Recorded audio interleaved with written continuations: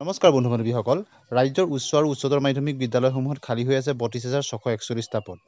ৰাজ্যৰ মহাবিদ্যালয়সমূহত শিক্ষকৰ ৯৬৬টা আৰু কৰ্মচাৰী ৮৬৪টা পদ খালী হৈ আছে। ঠিক একেদৰে নিম্ন আৰু উচ্চ প্ৰাথমিক বিদ্যালয়বিলাকতো ৬,০০০ৰ অধিক পদ খালী হৈ আছে। বিধানসভাত এই তথ্য প্ৰকাশ কৰা হৈছে বিধানসভাত সোধা এটা প্ৰশ্নৰ উত্তৰত।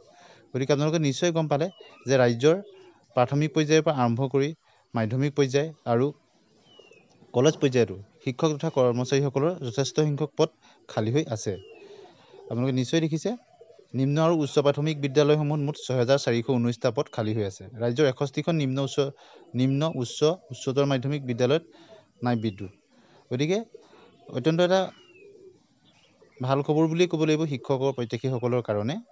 আৰু কিছুদিনৰ আগতে শিক্ষামন্ত্ৰী মহোদয়ে তেখেতেও কৈছিল যে ২০২৫ চনৰ মাৰ্চ মাহৰ আগতেই ৮,৫০০ পুনৰ LP, UP আৰু মাধ্যমিকত খালী পদ ওলাব, তাত নিযুক্তি হ'ব। গতিকে আশা কৰা হৈছে যিসকলে টেট উত্তীৰ্ণ হৈ আছে তেওঁলোকৰ কাৰণে অতি সোনকালে ভাল খবৰ আহিব। প্ৰাথমিক মাধ্যমিক পৰ্যায়ত যথেষ্টখিনি পোষ্ট আছে। ইয়াৰ উপৰিও কলেজসমূহতো শিক্ষক তথা কৰ্মচাৰী যথেষ্টখিনি পোষ্ট খালী হৈ আছে। গ্ৰেড 3, গ্ৰেড 4ৰ কাৰণেও যথেষ্ট ভাল খবৰ। গতিকে এই শেহতীয়া আপডেটটো আপোনালোকলৈ আগবঢ়াই দিলোঁ। আপোনালোকে বন্ধু বান্ধৱীলৈ শ্বেয়াৰ কৰি দিব, লাইক এটা কৰি দিব। আজিলৈ আহোঁ, ধন্যবাদ।